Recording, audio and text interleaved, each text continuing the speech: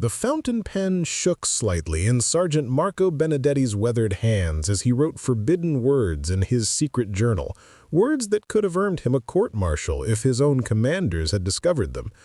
May God forgive me, but I pray the Americans never send us back. We have found paradise in our captivity. Through the window of the converted barracks at Camp Forest, Tennessee, he watched fellow Italian prisoners playing football with American guards, eating 3 hot meals daily and sleeping on real mattresses with clean sheets. Everything Mussolini's propaganda machine had told them about American weakness and decadence was crumbling before their eyes. October 14, 1943, the port of New York. As the Liberty ship SS Francesco Morosini approached the Hudson River docks, 2,847 Italian prisoners of war pressed against the railings, witnessing their first glimpse of America. These men, captured during the collapse of Italian resistance in Sicily and mainland Italy, had spent the previous month in British holding camps in North Africa, subsisting on meager rations and sleeping in overcrowded tents. What they were about to discover would fundamentally alter their understanding of warfare, prosperity, and human dignity. Within 6 months, American military officials would document the most unusual phenomenon of the Second World War: prisoners of war actively requesting to remain in captivity rather than face repatriation to their homeland. Lieutenant Colonel Giuseppe Martinelli, former commander of the 184th Infantry Regiment, had briefed his captured officers during the Atlantic crossing based on intelligence gathered from German sources and fascist propaganda.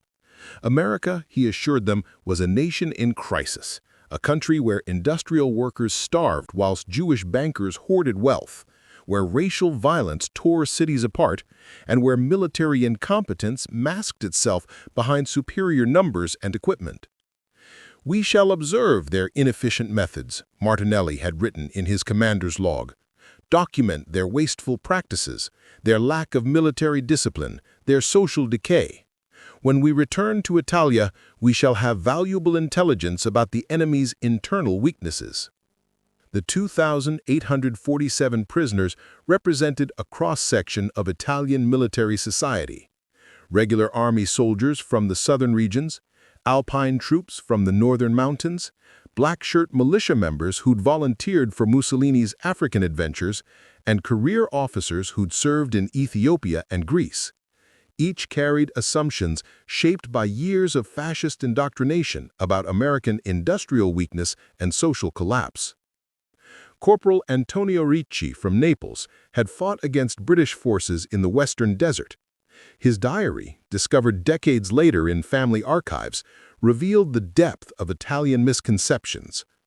"The guards on this ship treat us better than our own sergeants ever did. They must be trying to weaken our resolve with false kindness. No nation fighting a global war could afford such luxury for enemies."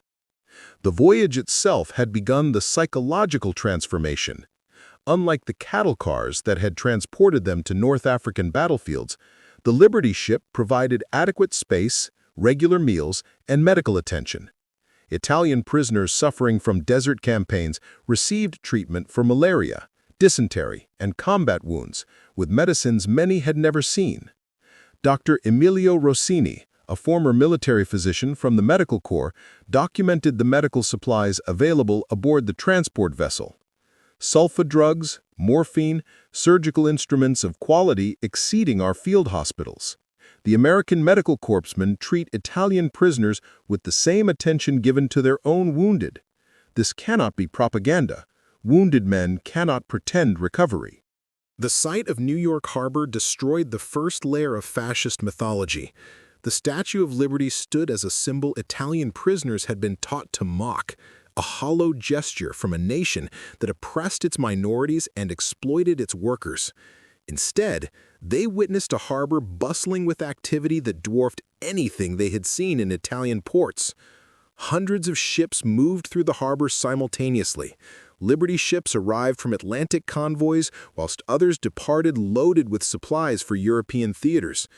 Military vessels, merchant ships, and civilian craft shared waterways managed with precision that impressed even skeptical Italian naval officers.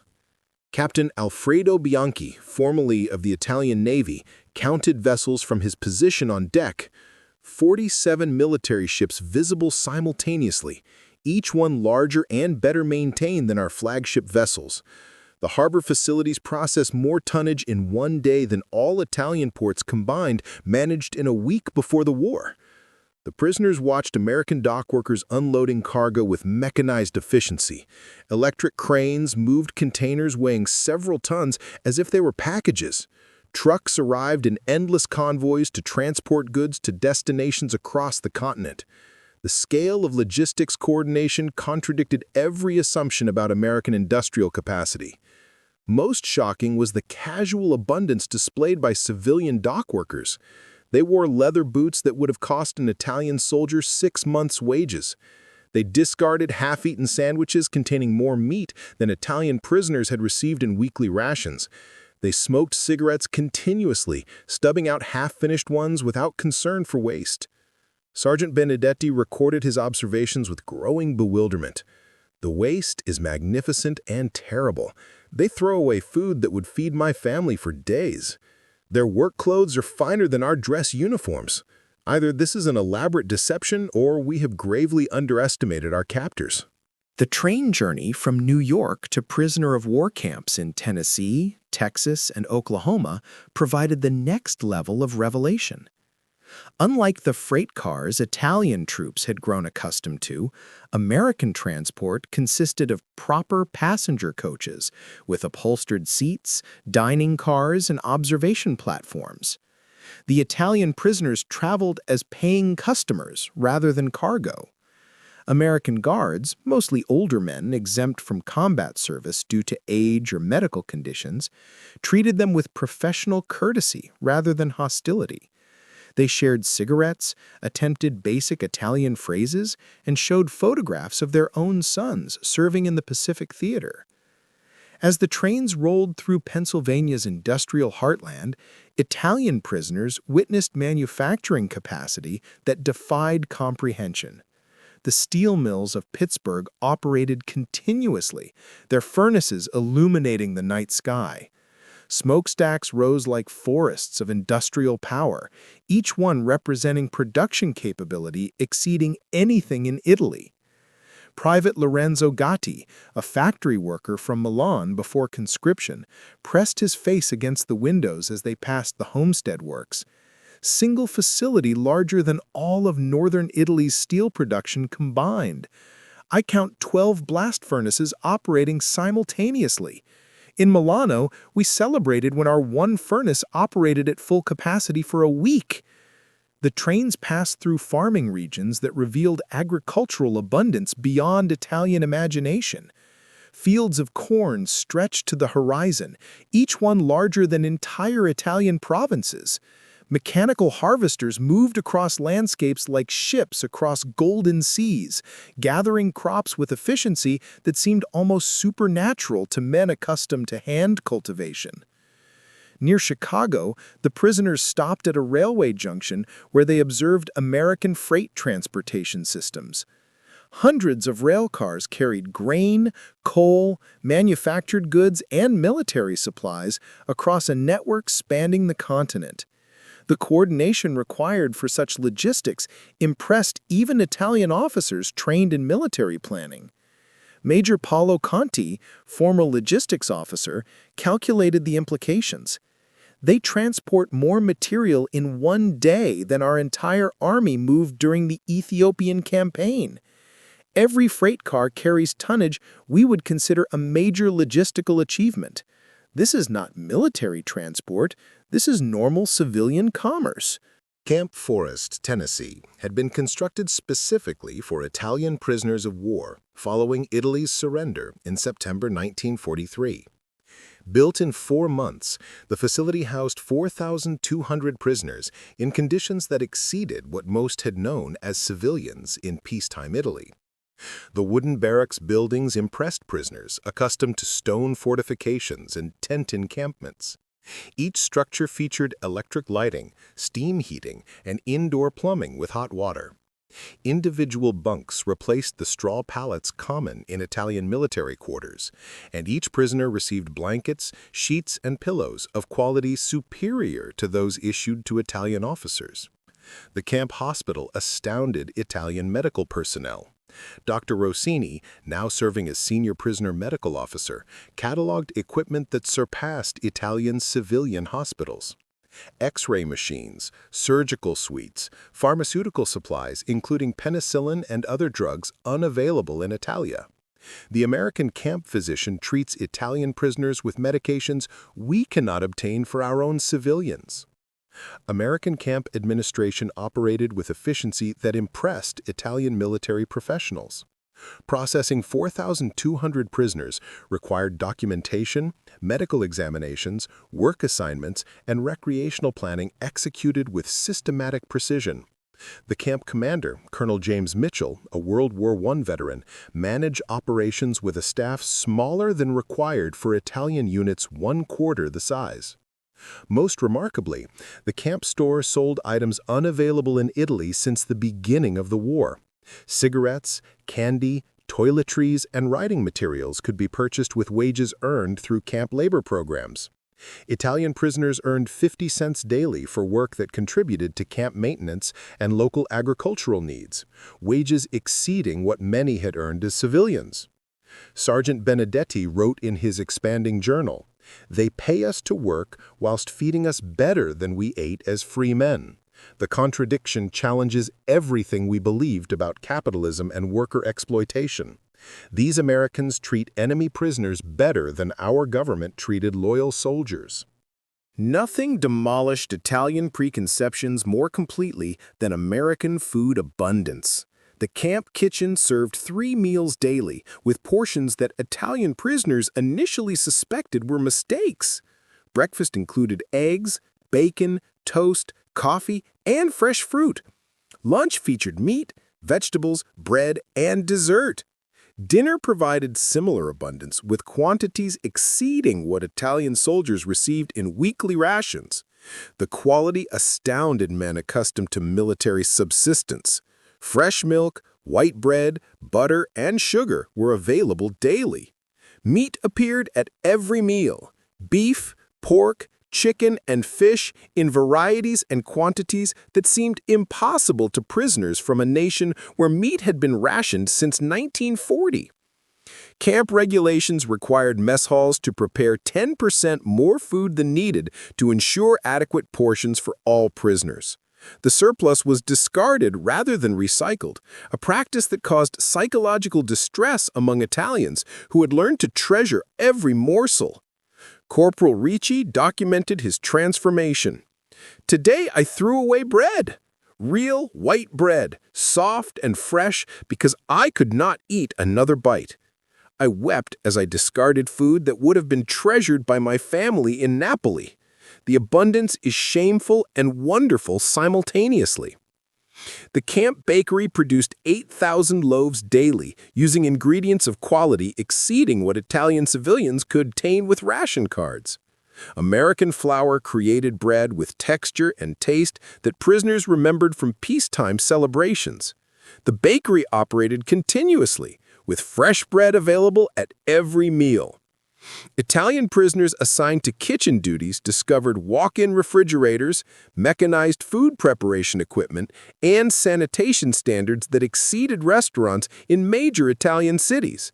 The camp could store enough food to maintain full rations for 2 months without resupply, a logistics capability that stunned military professionals.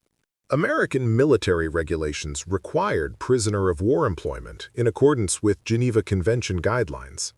Italian prisoners could work in agriculture, manufacturing, and construction projects that supported the American war effort indirectly, whilst providing valuable job training.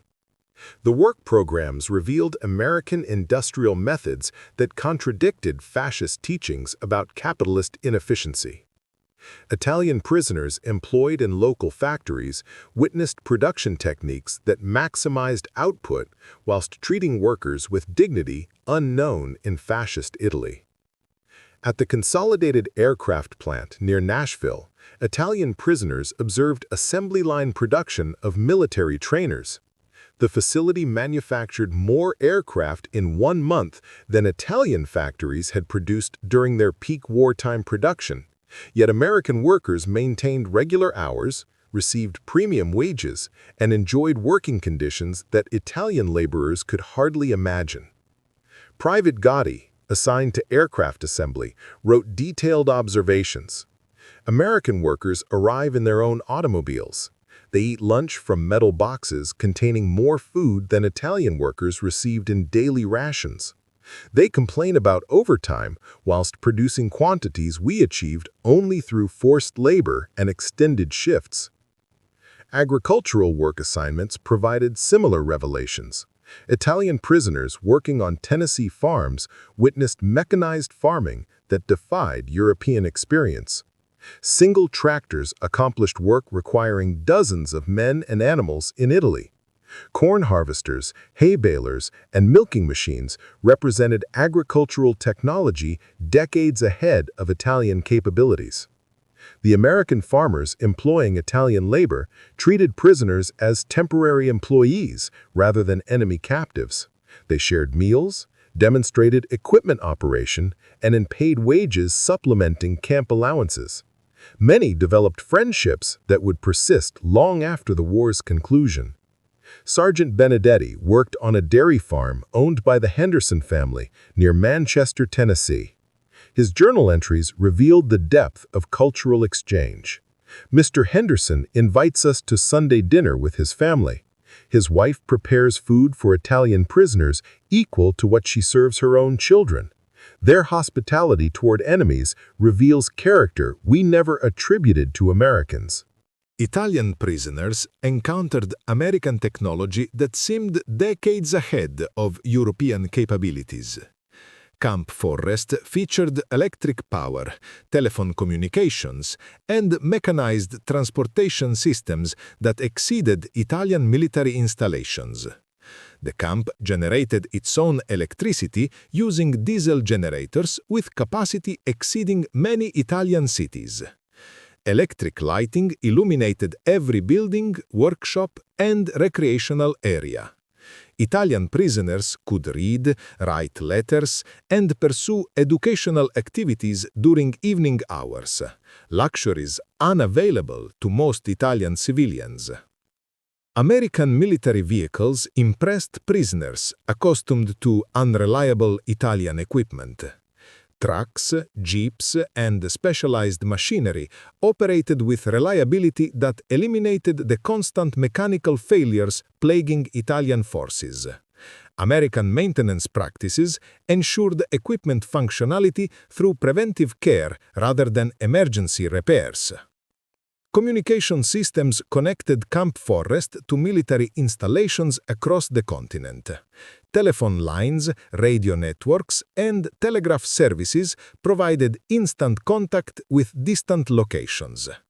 Italian prisoners witnessed coordination capabilities that explained American military effectiveness in global operations.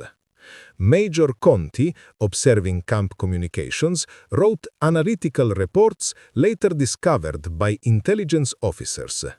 American organizational systems integrate technology with human resources more effectively than Italian military doctrine considered possible. They achieve coordination through communication rather than rigid hierarchy.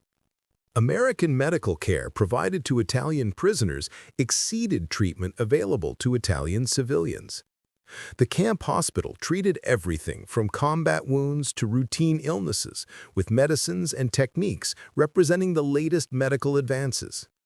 Dr. Rossini worked alongside American medical personnel, learning procedures and using equipment that revolutionized his understanding of medical practice.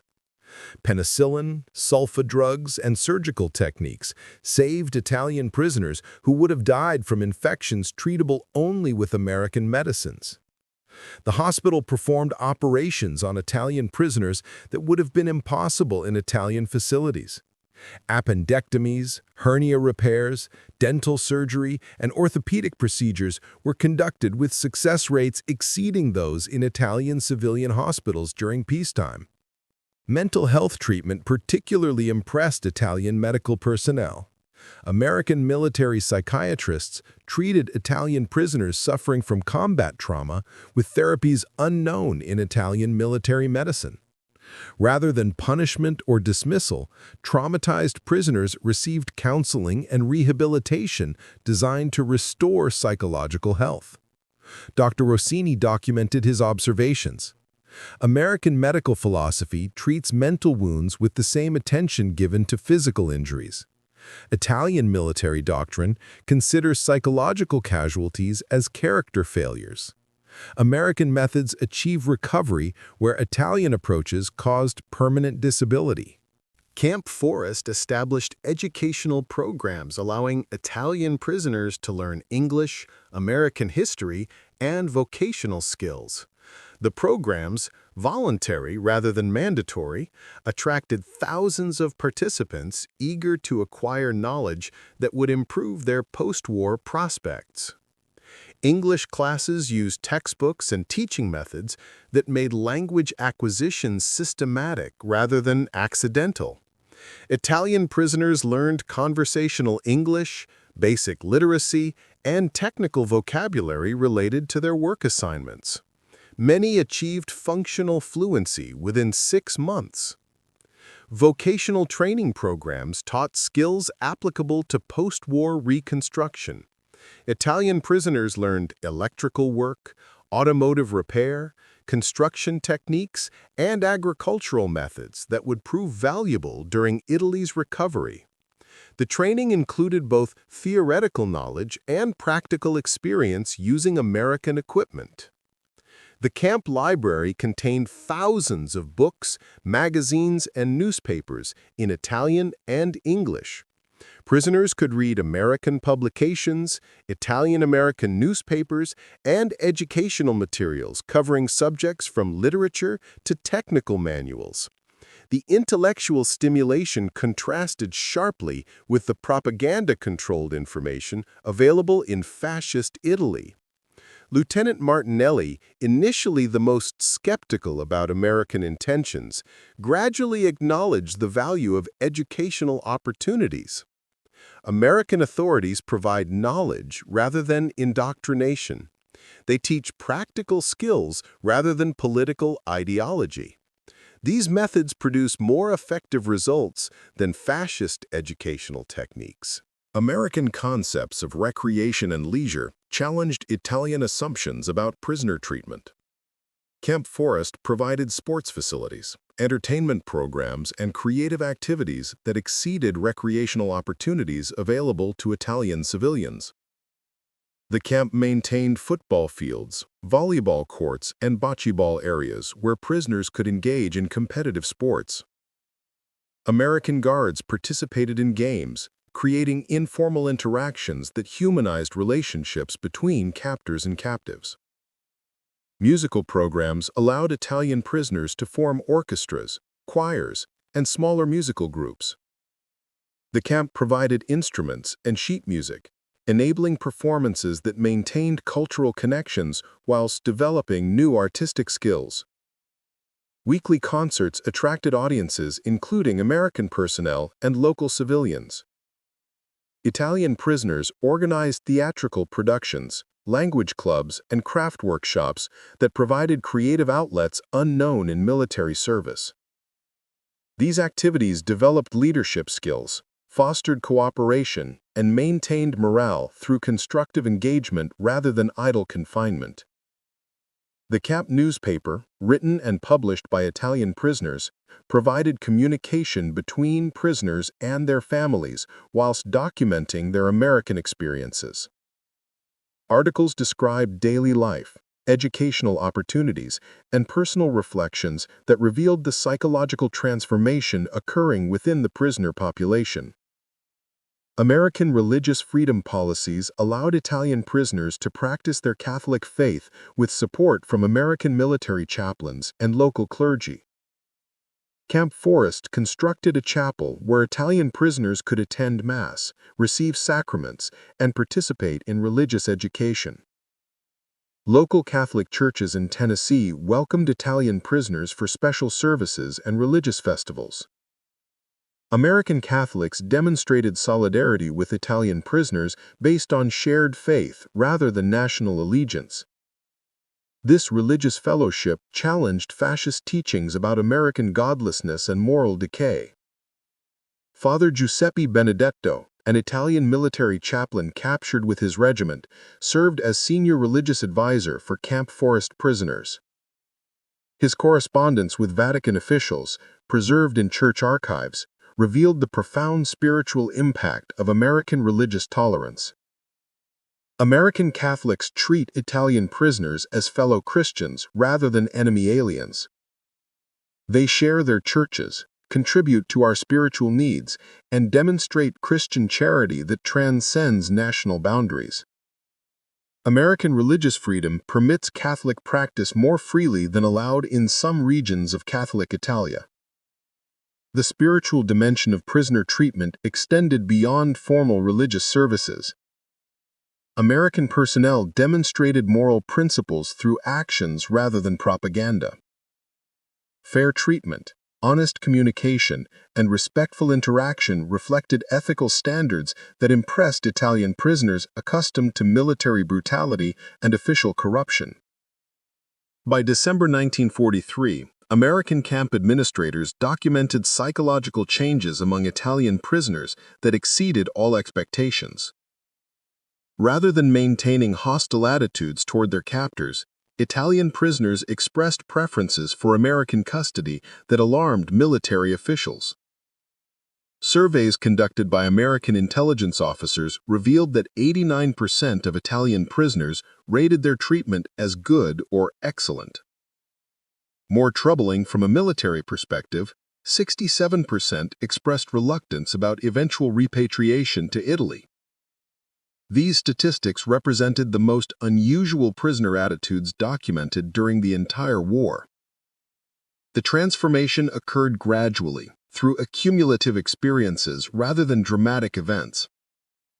Daily interactions with American personnel, observations of American society, and comparisons with previous military service created psychological adjustments that fundamentally altered Italian perspectives on democracy, capitalism, and individual rights.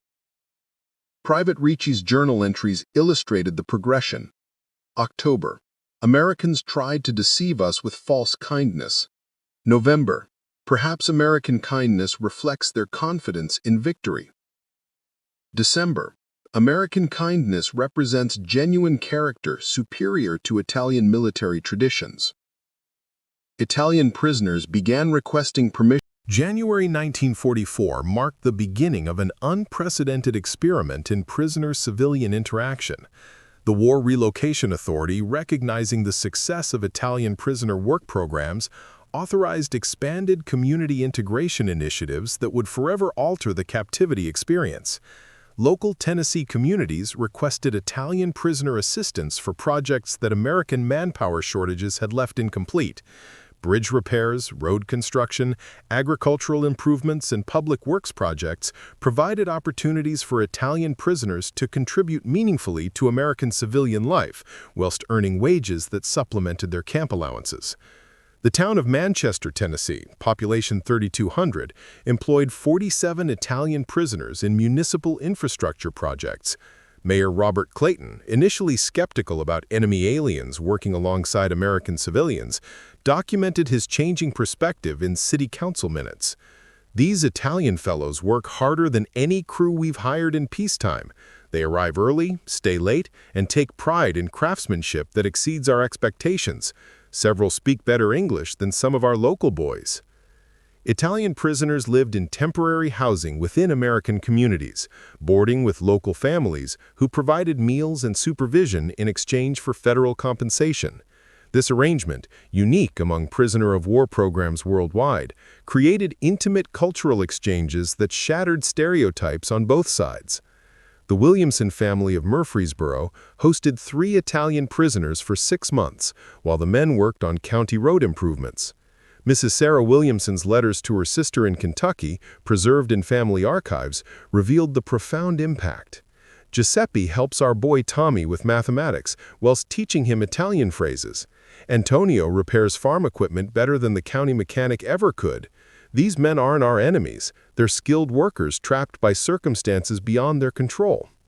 Sergeant Benedetti found lodging with the Patterson family, owners of a small dairy farm outside Nashville. His integration into rural American life provided insights into democratic society that no classroom instruction could have achieved. He witnessed town hall meetings where citizens debated local issues, observed elections where opposing candidates competed without violence, and participated in community organizations that operated independently of government control. His journal entries from this period revealed complete ideological transformation. Americans govern themselves through discussion rather than decree. Citizens criticize officials without fear of arrest. Neighbors cooperate voluntarily rather than through compulsion. Every fascist principle I once believed has been proven false by daily observation. February 1944 brought expanded prisoner employment in war production industries. Italian prisoners, classified as cooperative after Italy's surrender and co-belligerent status, could work in facilities that directly supported American military efforts whilst learning industrial techniques that would prove valuable for post-war reconstruction. The Consolidated Aircraft Corporation plant in Nashville employed 127 Italian prisoners in aircraft assembly operations. These men, including former Italian aircraft mechanics and metalworkers, witnessed American aviation manufacturing that exceeded their most optimistic estimates of enemy capabilities. The facility produced AT-6 Texan trainers at a rate of 12 aircraft daily, using assembly line methods that revolutionized Italian understanding of industrial organization.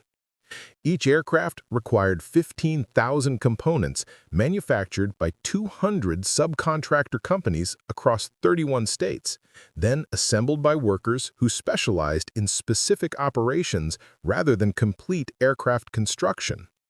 Private Gatti, now assigned to engine installation, documented production methods in technical notes, later studied by Italian industrial planners.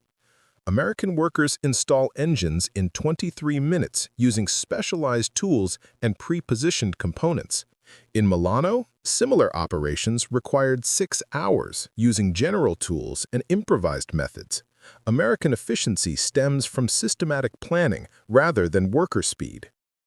The plant employed significant numbers of women in skilled positions that Italian society reserved exclusively for men. Female workers operated precision machinery, performed electrical installations, and supervised quality control processes with competence that challenged Italian assumptions about gender capabilities in industrial settings. Rita Morrison, a 24-year-old welder from nearby Franklin, worked alongside Italian prisoners on aircraft assembly. Her interaction with former enemies evolved from suspicion to friendship, as documented in her diary. At first, I worried about working near enemy soldiers. Now I realize they're just men caught up in their government's mistakes. Mario speaks better English than my brother, and he's teaching me Italian curse words that make me laugh. The integrated work environment fostered relationships that transcended national boundaries. Italian prisoners shared technical knowledge about European aircraft design whilst learning American manufacturing methods. American workers described their democratic society, whilst Italian prisoners explained European cultures and traditions. American wage labor systems provided Italian prisoners with economic experiences impossible under fascist-controlled economies. Camp Forest prisoners earned 50 cents daily for labor, plus additional wages from civilian employment that could accumulate into substantial savings. The prisoner commissary system allowed purchases of luxury items that demonstrated American consumer abundance. Italian prisoners could buy cameras, radios, books, clothing, and personal items using wages earned through their own labor. This direct connection between work and consumption represented a fundamental departure from Italian economic experience. Corporal Ricci established a savings account at the First National Bank of Manchester, Tennessee, the first financial institution account he had ever possessed. His correspondence with family in Naples revealed his amazement at American banking practices. "The bank pays me interest for keeping my money there. They loan money to farmers and shopkeepers without government approval. Citizens control their own economic decisions without official permission." Italian prisoners observed American consumer markets that functioned despite wartime rationing. Local stores maintained inventories of goods, albeit with some restrictions, that exceeded what Italian civilians could obtain through rationing systems. The variety of available products, even during wartime shortages, demonstrated industrial capacity that Italian prisoners had never imagined possible. The Montgomery Ward Catalog, shared by American families hosting Italian prisoners, became a source of wonder and education. The catalog contained thousands of items available for mail-order purchase and delivery to rural locations across America. Italian prisoners spent hours examining illustrations of household appliances, farming equipment, tools, and consumer goods that represented living standards far exceeding European norms. Major Conti, now working as a bookkeeper for a Nashville construction company, analyzed American economic systems in reports that would later influence Italian post-war planning. American prosperity results from individual initiative within systematic organization. Citizens make economic decisions based on personal choice rather than government direction. Competition improves quality whilst maintaining reasonable prices. Spring 1944 brought Italian prisoners into American social institutions that revealed the depth of democratic culture. Church congregations, civic organizations, recreational leagues, and community events welcomed Italian prisoners as temporary residents rather than enemy aliens. The Methodist Church in Manchester included Italian prisoners in Sunday services, social gatherings, and community service projects. Reverend William Harper conducted special Italian language services whilst encouraging prisoners to participate in English language worship. His sermons, noted for theological sophistication rather than political propaganda, impressed Catholic prisoners accustomed to state-controlled religious messaging. Father Benedetto, the Italian military chaplain, collaborated with American Protestant ministers in ways that demonstrated religious freedom impossible under fascist control. His letters to the Vatican described American religious tolerance. Protestant ministers invite Catholic priests to participate in community prayers. Citizens choose their own religious observances without government interference. American religious diversity strengthens rather than weakens social unity. American technological superiority became apparent through daily interactions with equipment and systems that Italian prisoners had never encountered. Farm machinery, industrial tools, transportation systems, and communication technologies demonstrated innovation levels that exceeded Italian industrial capabilities by decades. Italian prisoners working on Tennessee farms operated tractors, harvesters, and specialized equipment that revolutionized agricultural productivity. The John Deere Model A tractor used by the Henderson farm could accomplish work requiring 20 men and horses using traditional Italian methods. The machine's reliability, fuel efficiency, and ease of operation impressed prisoners trained in European agricultural techniques. Mechanical innovations appeared in every aspect of American life. Electric milking machines increased dairy productivity whilst reducing labor requirements. Automated irrigation systems maintained crop yields during dry periods. Refrigerated transport trucks preserved produce quality during long-distance shipping. Each technology represented problem-solving approaches that Italian prisoners had never considered possible. Communication systems connected rural Tennessee communities to national and international information networks. Telephone service reached individual farms and businesses, providing instant contact with distant locations. Radio broadcasts delivered news, entertainment, and educational programming to audiences across vast geographical areas. Private Gatti documented technological observations that would later influence Italian industrial reconstruction. Americans solve problems through mechanical innovation rather than additional labor. They build machines to perform tasks that we accomplish through human effort. Their technological approach increases productivity whilst reducing physical demands on workers. Access to American news media provided Italian prisoners with information diversity impossible under fascist censorship. Multiple newspapers presented different perspectives on current events, allowing readers to form independent opinions rather than accepting official interpretations. Camp Forrest's library subscribed to newspapers from New York, Chicago, Atlanta, and Nashville, plus national magazines that covered politics, economics, science, and culture. Italian prisoners could read criticism of American government policies, debates about military strategies, and discussions of social problems that would have resulted in imprisonment under fascist control. The contrast with Italian media became apparent through comparison. American newspapers reported military setbacks alongside victories, discussed economic problems alongside successes, and presented political opposition views alongside administration positions. This balanced reporting created informed public discourse rather than propaganda manipulation. Time magazine, Life magazine, and National Geographic provided Italian prisoners with perspectives on global events that contradicted fascist interpretations. Articles about European conditions, Asian conflicts, and American society offered viewpoints that helped prisoners understand their own situation within broader historical contexts. Dr. Rossini established a discussion group that analyzed American and Italian media approaches. His notes, preserved in prison camp archives, documented the educational impact. American media treats citizens as capable of making informed decisions based on accurate information. Italian media treats citizens as children requiring guidance from superior authorities. American methods create educated citizens, whilst Italian methods create dependent subjects.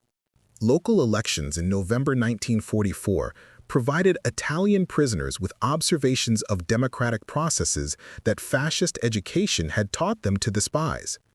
Rather than witnessing the chaos and corruption predicted by Mussolini's propaganda, prisoners observed orderly competitions between legitimate alternatives. Italian prisoners could not vote, but were encouraged to observe polling procedures, candidate campaigns, and vote-counting processes. American officials believed that witnessing democracy in action would provide more effective education than classroom instruction about democratic principles.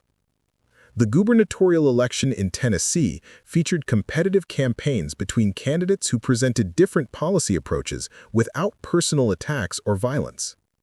Public debates allowed citizens to question candidates directly about specific issues. Campaign rallies remained peaceful despite passionate disagreements about important topics. Election day procedures impressed Italian prisoners with their fairness and efficiency. Secret ballots protected voter privacy whilst preventing coercion. Multiple poll watchers ensured accurate counting whilst maintaining public confidence. Results were announced promptly and accepted by losing candidates without dispute.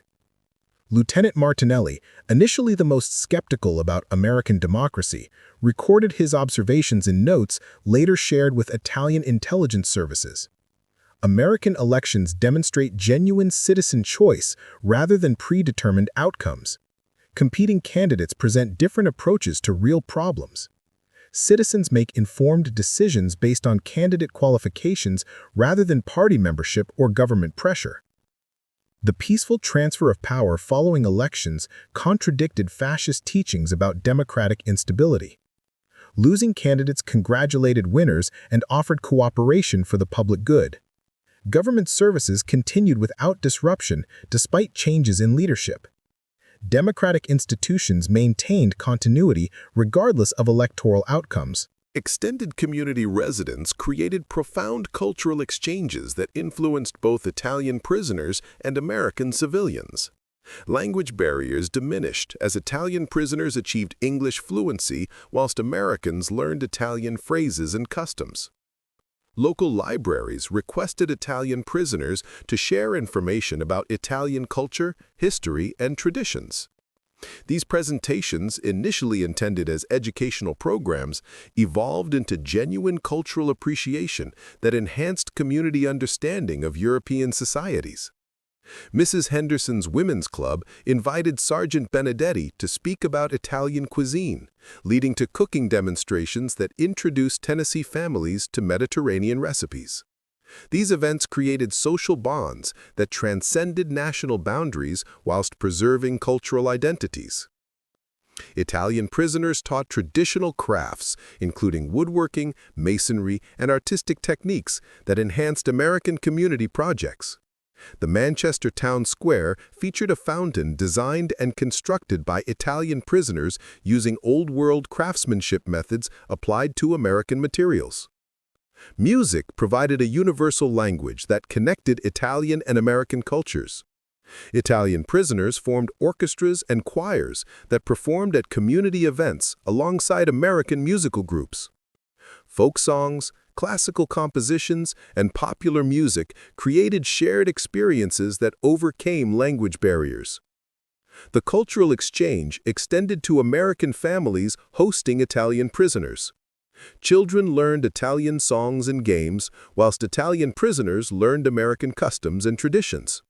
These intimate relationships created lasting friendships that would continue through correspondence for decades after the war.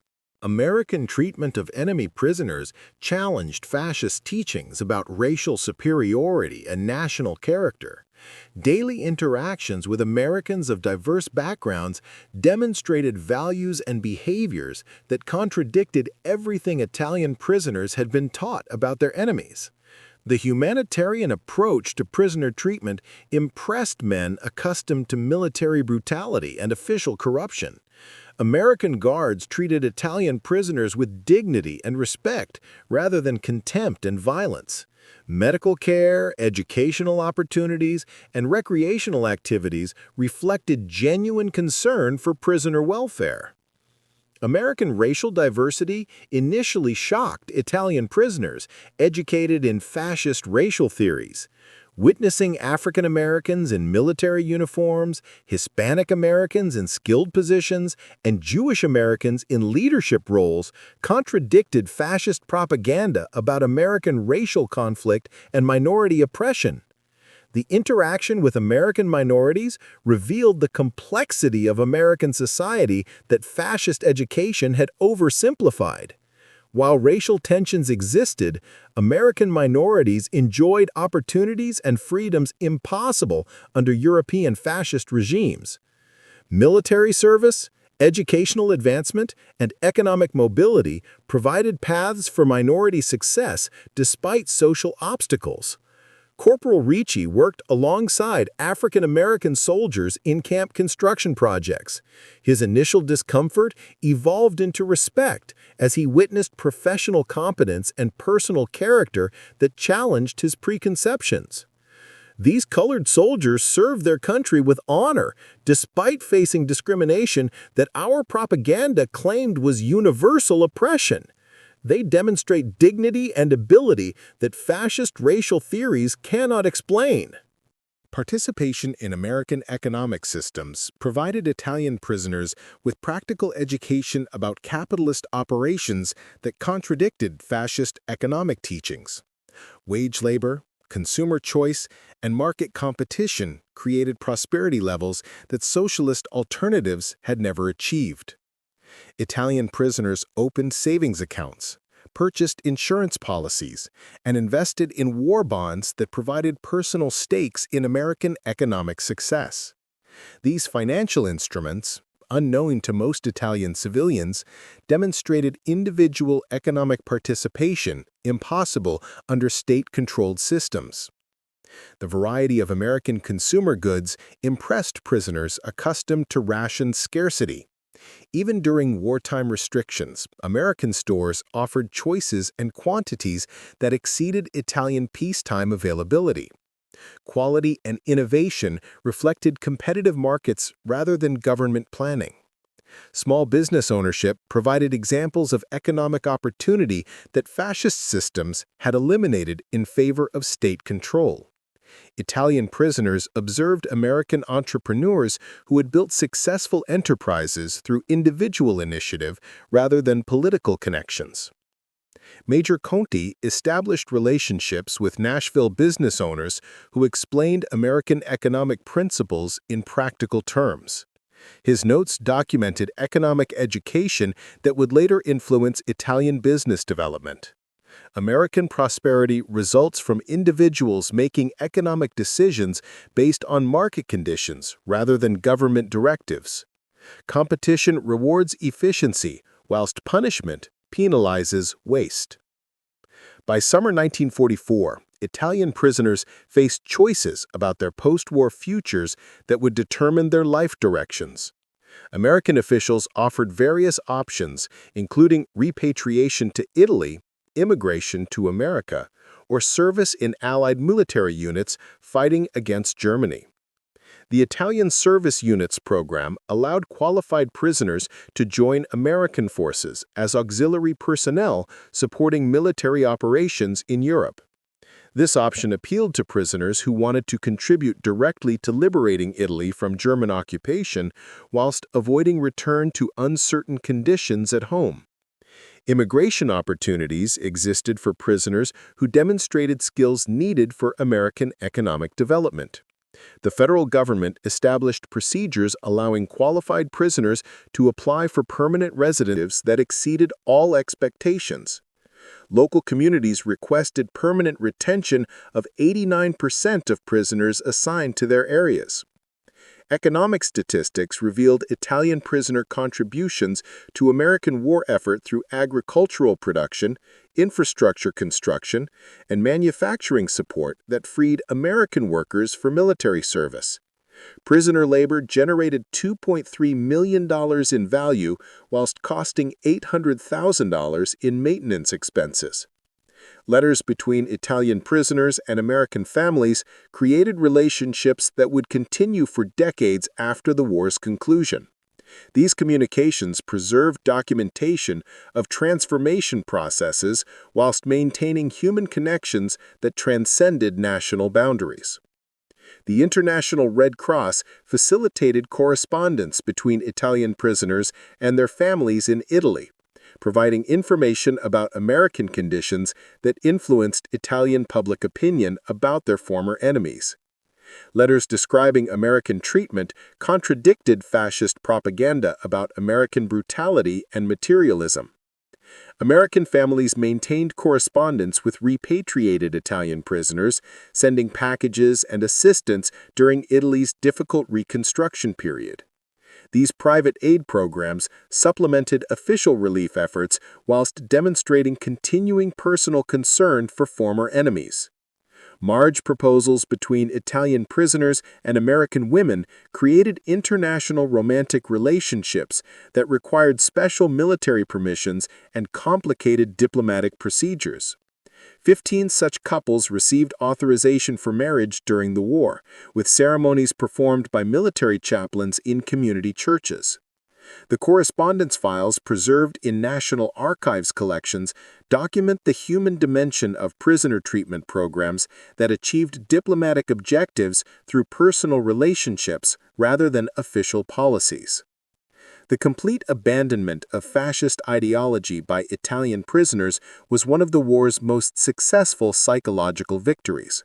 Men who had Former black shirt volunteers, initially the most resistant to American influence, experienced the most dramatic conversions after witnessing democratic societies in operation. Their testimony carried particular weight with Italian officials planning post-war reconstruction policies. Lieutenant Martinelli, who had arrived determined to gather intelligence about American weaknesses, instead compiled reports about American strengths that influenced Italian military assessments of Allied capabilities. His analysis contributed to Italian decisions to cooperate fully with American occupation authorities. The ideological conversion extended beyond political opinions to personal values and life goals. Italian prisoners adopted American attitudes about individual initiative, democratic participation, and economic opportunity that would influence their post-war activities in Italy or America. The Italian prisoner of war experience in America created a unique historical example of successful enemy conversion through humane treatment and cultural immersion. The program's success influenced American policies toward other prisoner populations, whilst providing a model for post-war occupation strategies. The relationships formed between Italian prisoners and American communities contributed to improved Italian-American relations that facilitated post-war cooperation in NATO, Marshall Plan implementation, and Mediterranean security arrangements.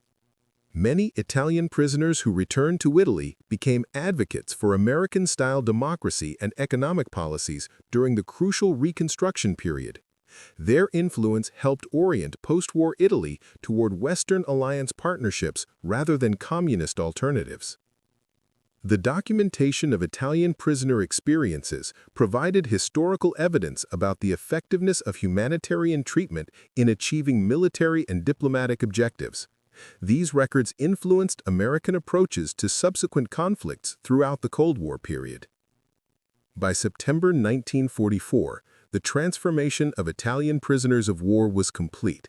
Men who had arrived as fascist soldiers had become advocates for democratic principles and American prosperity. Their journey from enemies to friends represented one of the most remarkable psychological conversions in military history.